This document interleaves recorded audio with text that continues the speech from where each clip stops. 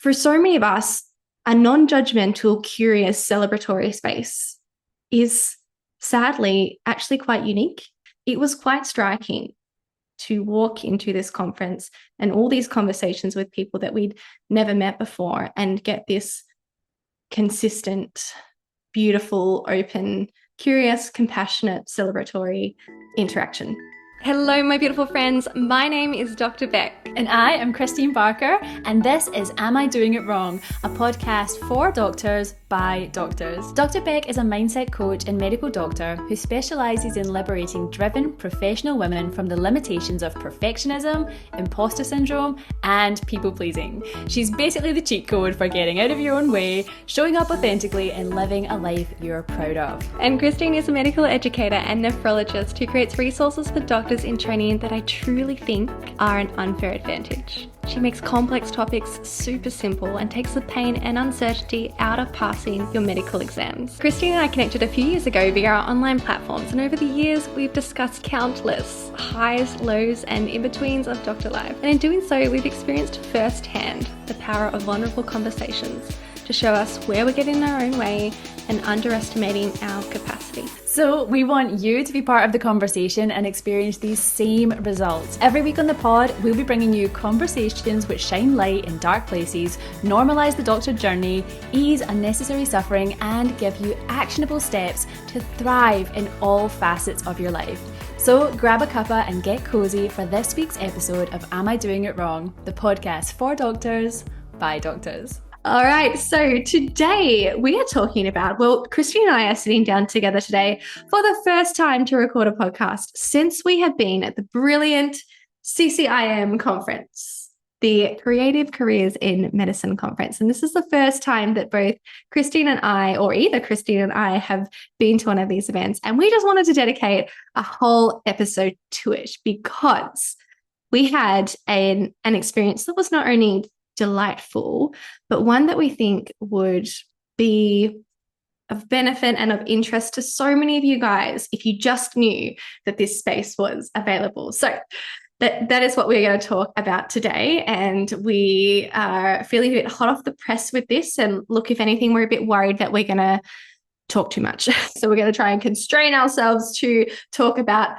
three main points. Isn't that right, Kristeen? Yeah, absolutely. I could talk about this conference for days. It was a beautiful, beautiful experience. It really, really was. So yes, three things. So what was your top thing, Becc? Can we please start with the funny things? Yes. Can I start with my totally embarrassing? This is like worst nightmare stuff, guys. Okay. So you know how these days you meet so many people on the internet that, you know, you have this relationship with them long term. Like some people you can have relationships for years over the internet with them before actually meeting them in person. And for me, this conference was this mega opportunity to suddenly have all of these people that I wanted to meet for so long in one hotel conference space. And brilliant, amazing, fantastic. However, there are some danger spots in this situation.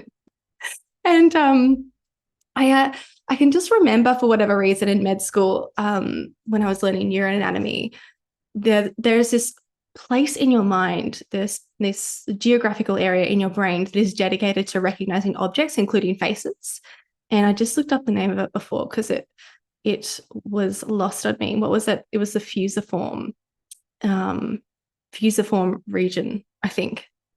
Anyway, I have discovered that area in my brain is potentially atrophied. I don't think it's quite working properly because two different people, and I'm scared that this is the minimum, two different people, my worst nightmare happened to where they had come up to me and said, "Becc, I thought it was you." As in, we had crossed paths earlier in the day and my brain had not recognized them from the internet. So that was like my worst nightmare come true, that I was capable of just walking past somebody without actually putting together them as an internet person and them in real life. Oh, I'm so grateful that they came and said, "Hey, we didn't see each other before. Oh my gosh. It's so easy done though. And I wonder, I would love to hear a neuroscientist perspective on that, because I've had that scenario before, even on like COVID, when I used to take medical students and I met them all online. And then I was like, oh, like I'm never going to remember their names, and I'm really never going to remember their faces. And I was so surprised how I did manage to, but contextually, I knew they were going to be there. Whereas if I was just walking around the supermarket or somewhere, I would have no idea. I could bump into loads of people and have no idea. I just walk past them if I've never met them in real life. So I don't think you're alone there, but it's awkward as well when you're trying to, it's people that you love, respect, maybe you've worked with closely even. And I know that you had someone in that situation who'd given you an opportunity, like you'd worked with them before at one of their, you did a talk at one of their events and things. And so it was weird, your brain just didn't click, but you actually really are fond of this person. So it was so funny. There were things that my brain, because, you see people just on a Zoom screen. And so you see them from the shoulders up, right? Yeah. And my brain had obviously filled in the gaps about certain things in terms of, I don't know, their height, or it was a hilarious and awful phenomenon to experience. But anyway, I'm so grateful for that they were bold enough to be like, hey, wait a minute. Let's chat. Oh, I love that. I love that so much.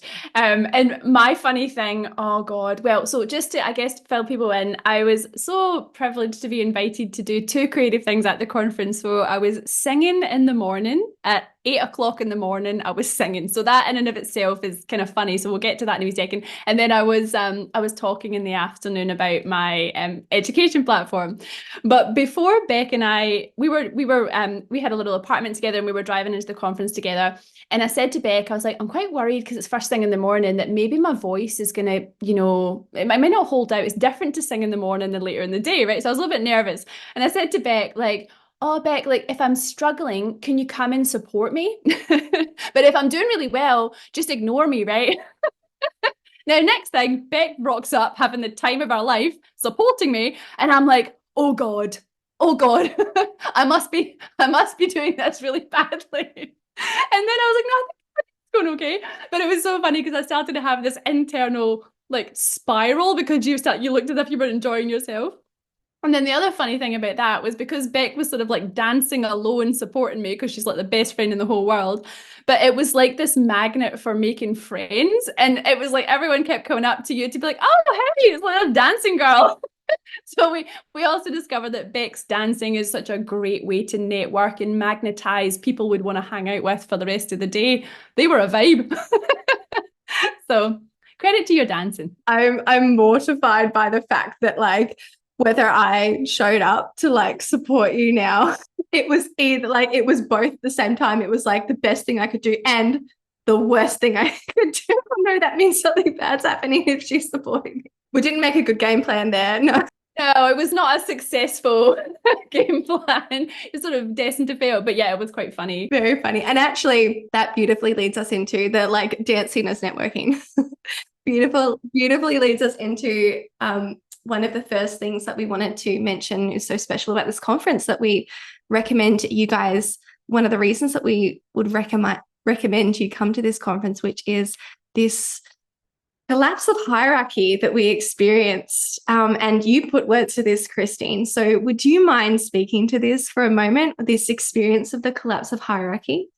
Oh my goodness, that was one of my main take-home points. It was just this feeling of everybody being special, but nobody being special at all.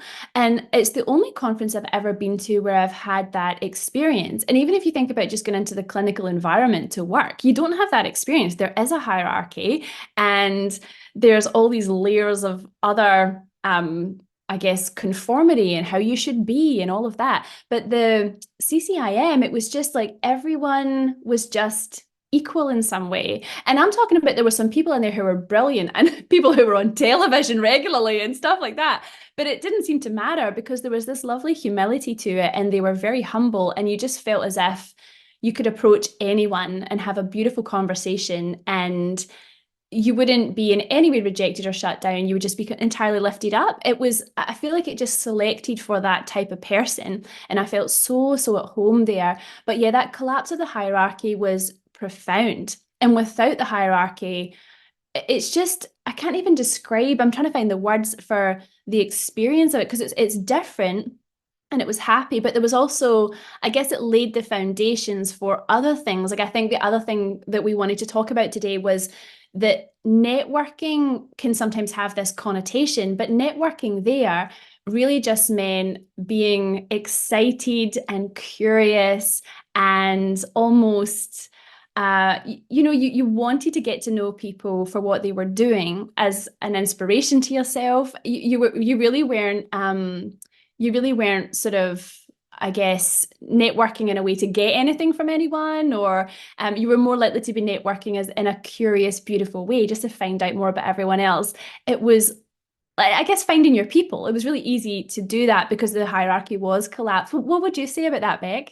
I completely agree. And I think even networking is probably the technical formal term for it. But as you're describing, it was really just a connection opportunity. That's all it was. It was that, I think we've ended up, many of you guys know that Kristeen and I became friends through the internet. And it's because we kind of poked our heads out many years ago now. And we're like, this is me. This is what I'm doing. It's a bit different.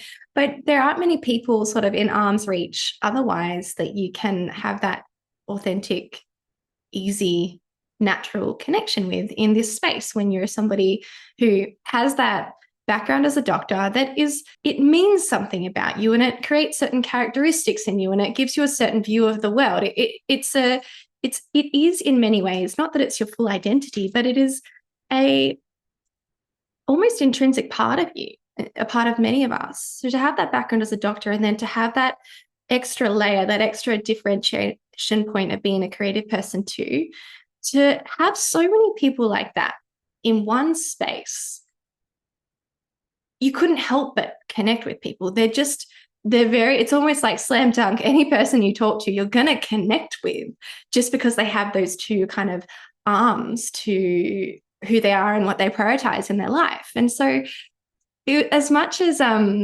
formally you'd be able to say that it's networking, it was just this really natural process of just meeting somebody and making a connection without even trying.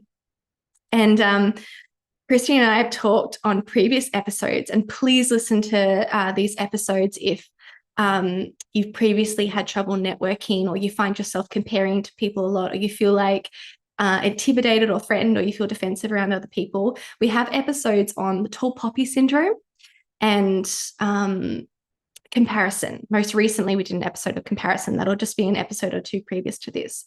But, as you pointed out, it was sort of like everyone's special, but nobody's special.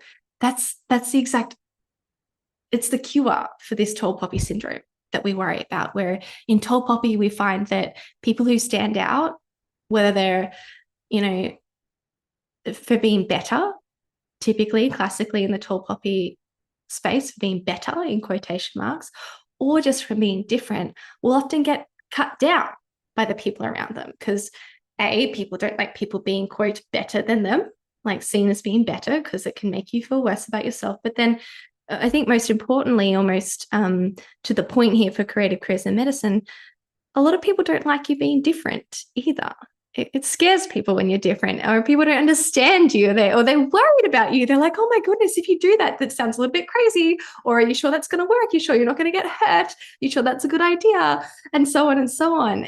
And here, there wasn't that, and the interactions didn't flow that way. Nobody was judging what you were doing. Nobody was worried about what you were doing. Nobody was wanting you to be the same and not different there. And I think that created a really sort of free-flowing, undefended space to create these amazing connections.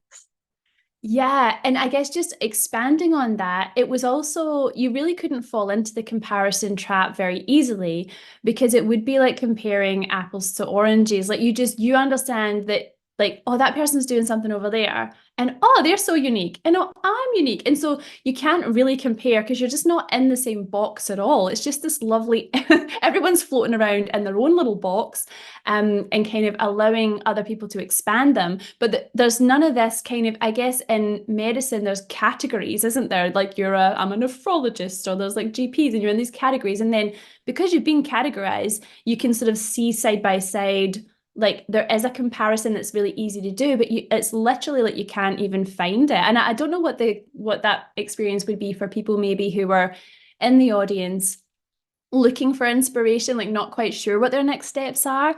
I wonder what that experience would have been, but I still would imagine that you would understand your uniqueness, and if they can do it, you can do it, as opposed to worrying that you're not good enough, or worrying that, you know, the fact that you're there. And the other thing that the speakers really did, I thought, across the board, was that as they told you how they got to where they were or what they had to uniquely share, there was a lot of humility in the stories. There was a lot of failures and a lot of personal development, and like they kind of pulled back the curtains on the journey at large. And that was really beautiful as well, because I think that really helped to contribute to that lack of hierarchy and the leveling of everyone. Yeah, do you agree? Completely agree. And I think actually that really beautifully leads us to our next reason that you should come to CCIM, or another CCIM event, which is, as you were saying, if you try to compare yourself to other people, it'd be like comparing apples to oranges. And instead of there being this default of comparing yourself, everybody else, all these other people and all their different journeys with all their different strengths and celebrations, they just served as inspiration for us. There was so much inspiration in this conference, from everything from, you know, the actual journeys that these people are on in terms of who they're impacting, the ways they're doing it, the ways they're getting funding, et cetera, to even the smaller details, like hearing, you know, in terms of the operations of your business, people who are outsourcing things, getting personal assistance, and the ways in which they were doing that, all those little things as well. So in so many different areas, there was so much inspiration. Is that that was, I mean, I think that was something that CCIM, I imagine, not that I know their core drivers, but I imagine the empowerment of people, but also the providing inspiration for people would be one of the core things that seems to have fueled this conference. What are your thoughts? Yeah, 100%. And that was exactly my experience. Well, to be honest, the other thing that inspires me is hanging out with you, which I did on the Sunday. The beach walks with Becc, it's like inspiration 101, I must say. But I remember getting back on the plane and having the little booklet that CCIM gave me. It was like this little blank notebook, and I had so many ideas that I am going to keep so close to my chest for now, but oh, so many ideas. And it was like they all just poured out of me. And it's funny how like I wasn't necessarily expecting that, you know, it just, I guess, but when you've been in that space, in that container, it's like you can't help it. You can't help but bring the next step of your life to the next phase of your ideas to life when you've been somewhere like that. It's so organic. It's so beautiful. And the other thing that I thought was really, really special about it, or surprised me about it, was, I guess I sort of thought I would go to that conference and meet a lot of people who left medicine. And as someone with a creative career in medicine, I find that I'm always having this tension of, like, if I succeed in my creative part of me, does that mean I have to get rid of my doctor part of me? Like, will there come a time where the two break and I have to be one or the other? And that's something that I have to balance continuously. But at this conference, it was like there were a lot of people. Obviously, there were some people who had completely left medicine, but I'd say the vast majority of people were still working as doctors, and they had this other thing. And it was almost like having this other thing. They were quite happy as doctors when they were talking about it. They had this, the part of them that was in clinical practice was wholeheartedly there. And then they had this other part. And that really surprised me, because I really expected more people to have left medicine. Yeah. Did you come across that, Becc? Absolutely. And I think that, you know, if you are somebody who is feeling either burnt out or not quite fulfilled, or it's something you're not quite happy with your clinical medical career or academic, your medical career in whatever form it is right now, this would be a really good reason to consider attending some event like this, or joining. They have a Facebook group and other things as well. Just to join in on a community like this, because sometimes our imagination is more limited than we realize. We could never come up with the different possibilities that are available to us from our limited experience. And as Kristeen was saying, there were so many examples of people doing this to different degrees in different forms, and to have the opportunity to just hear all these different examples. And also, if you wanted to, and ideally, people are so open there, you can hear the pros and cons of these different approaches. People were open to talking about what they would have done, what they wish they didn't do, what they wish they did differently, what's working well, and what their next steps or next innovations are of things. And I just don't think you can read this stuff in books. It's not available. I don't think it's even on YouTube. You know, at this point, there are a lot of people on YouTube, thank goodness, and thank you to all of them, talking about the pros and cons and helping you try and make decisions about how to make your medical career work for you. But there was something really special about having all of these N=1 examples of all these people who've done it in their own different ways and hearing their firsthand experience. It was like a goldmine. I mean, where else are you going to find so many rich experiences for so much inspiration of what you say, Kristeen? You say this is the yes and of life, that so often we get stuck in these limited beliefs and these false ideas, these false beliefs, these false thoughts that it's one or the other, that it's this or that.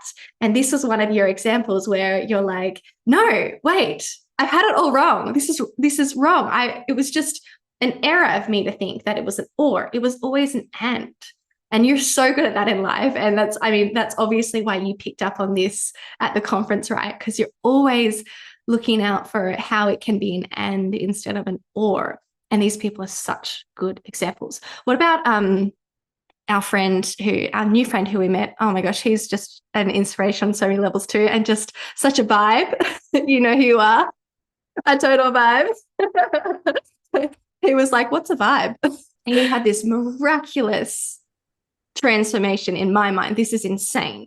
That he said that he used to, when he was just doing his more traditional career in medicine, that he used to actively discourage his kids to going into medicine. And guys, I know a lot of us can relate to that. I actually don't know many of my colleagues who recommend or are encouraging their kids to go into medicine. What about you, Kristeen? It's very uncommon. Oh, yeah. I mean, I'm not sure. I guess if ever anyone like high school level comes into my like world and sort of says they want to be a doctor, I would definitely sit them down and just make sure they know what that means, because I don't think I really did know what that meant in reality.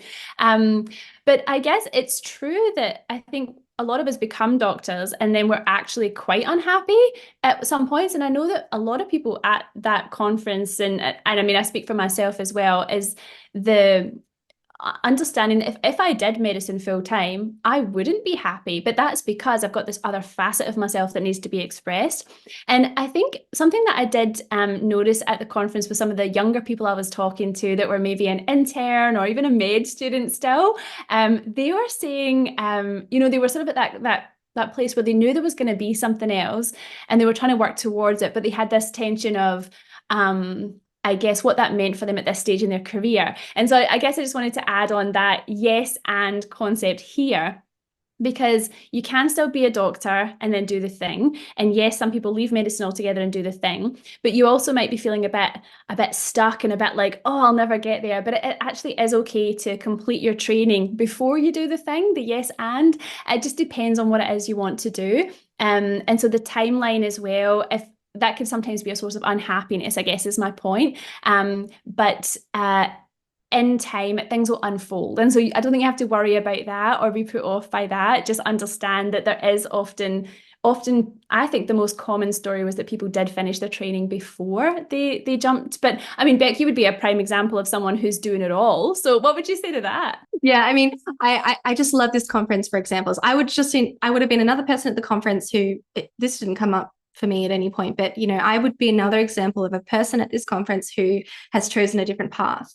And I happen to love my path, but just to be able to come to this conference as somebody who was undecided, undifferentiated, to have all of these different examples, me, person A, B, C, D, E, F, G, all these different examples, because it's very hard, isn't it, to kind of accept this idea that it's all going to work out and it's all going to be okay.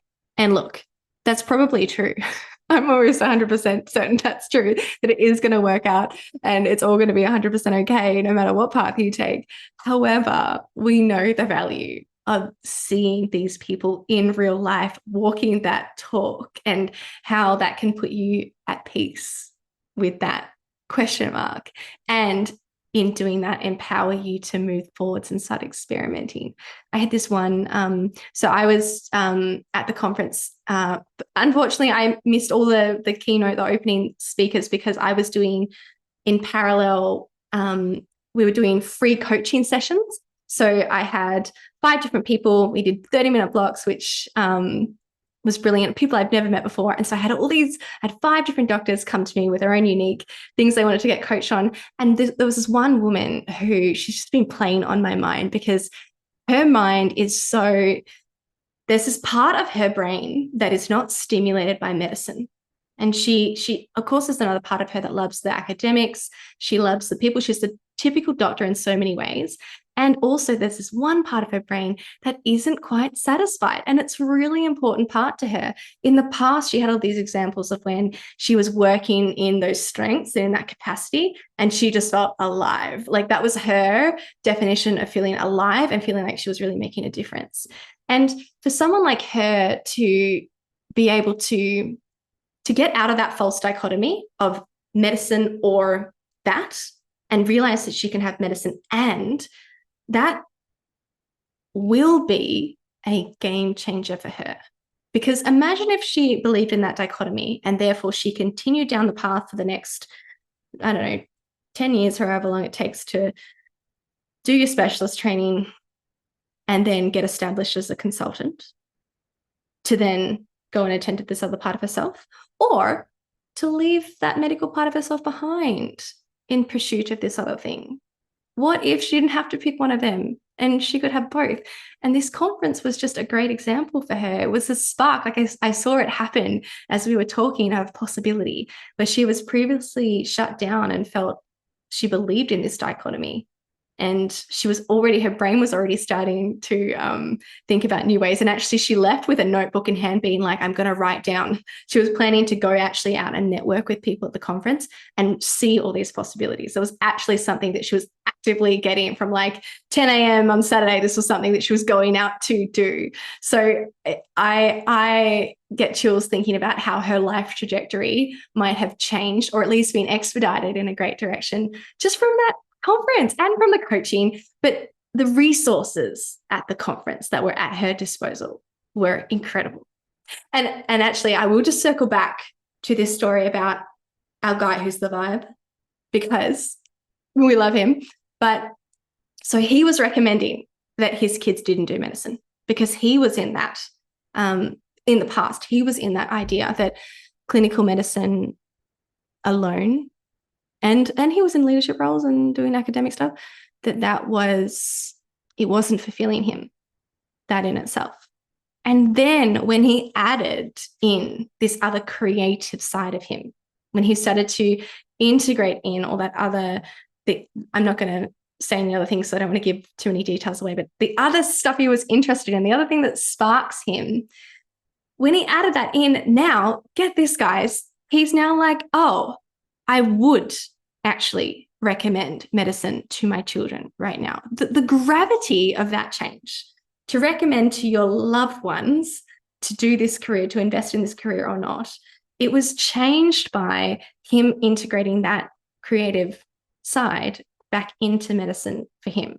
That is a major turnaround from my perspective. And we would hate to lose any of our current amazing doctors because they believed in the dichotomy. They believed in the or, and they didn't have great, convincing, inspirational examples of the yes and. Not that there's anything wrong with leaving medicine completely. It's nothing wrong with that at all, and pursuing your other thing. But for a lot of us, it holds us back if we think we have to leave medicine to get started with the other stuff. Absolutely. And I think that bigger picture stuff as well, you know, someone, Cheryl Martin actually mentioned this at the conference. She had talked about workforce and how as we go through, there could be an absolute workforce shortage. And I think people are making a lot of different decisions after COVID about their own happiness and life's too short and all the things. I think our perspectives change, which is beautiful.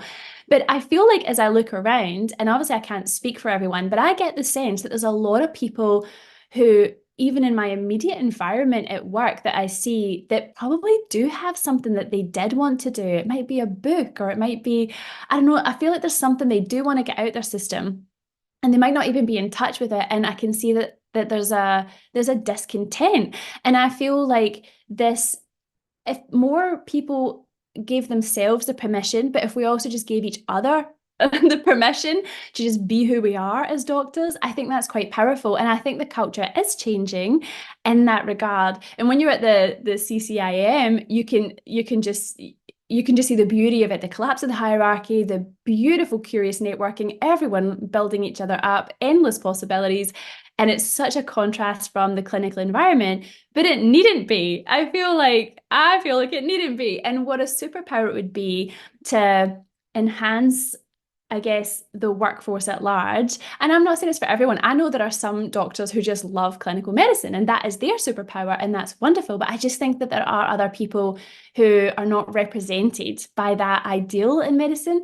And it's just, I guess, Becc and I are obviously quite passionate about this for our own personal reasons, and how we were set free by leaning into our creativity and doing the thing because we couldn't help but do it. Because if we didn't do it, we'd be very unhappy, right? And I guess it's just to say these things to you that if you are sitting there as well with that similar discontent to something else, even if you don't know what it is, just giving yourself permission to explore that a bit more, to be curious about that a bit more, and dip your toes in the water when you're ready. And if you do get a chance to come to the Creative Careers in Medicine conference next year, I mean, we would highly recommend it. We had an absolute blast. And you better come say hi to us, even if I walk past you without recognition and we're friends on social media. Or just come and dance to Kristeen, because she'll surely be jamming. Well, they might again. not have me singing again. We don't really know.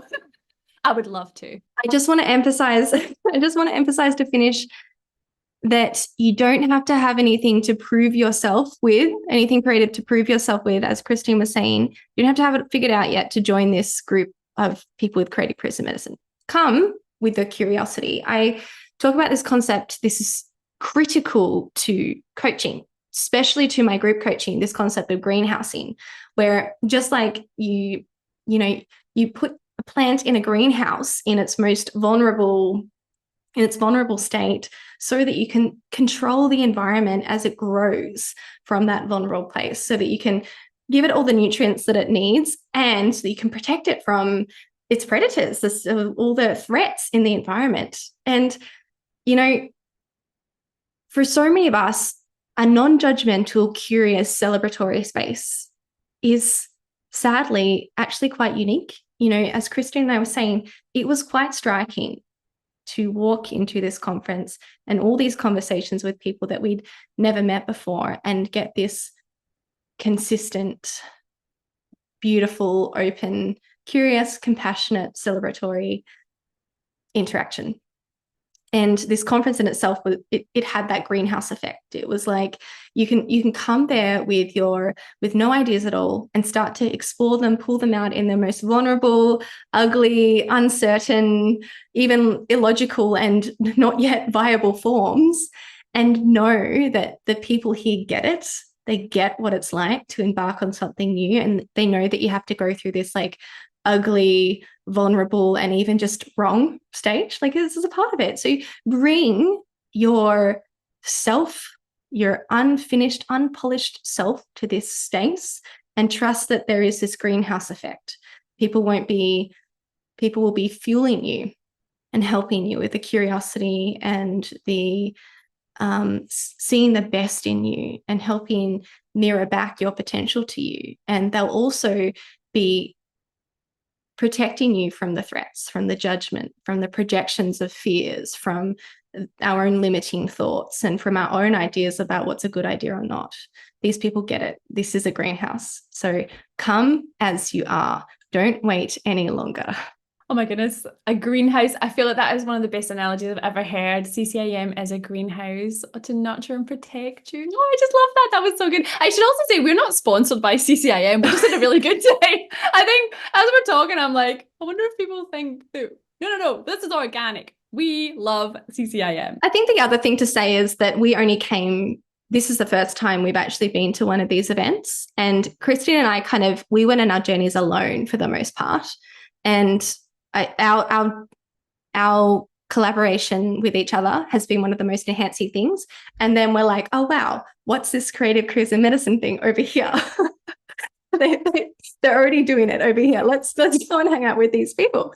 So we really just wanted to make this podcast so that you're not in the dark about it, so that you know it's an option for you too, and to hopefully give you a kickstart on the most unfair advantage, the most accelerating thing that you could possibly have in a creative career in medicine, which is collaboration or just connection, just having other people around. So that was the point of this podcast. No, we're not sponsored, but we are biased. Thank you so much for tuning in today. And thank you to the CCIM team for the beautiful experience that it was. My hat's off to them. It was just magical from start to finish. And we hope you enjoyed this episode. If there's anything else you'd like to see on future episodes, please let us know in the comments below. And otherwise, we'll see you again next week. Bye. I've been waiting all my life for something. I've been down the darkest roads and up in the clouds, but I've always felt that something's missing. That was until I found you right there.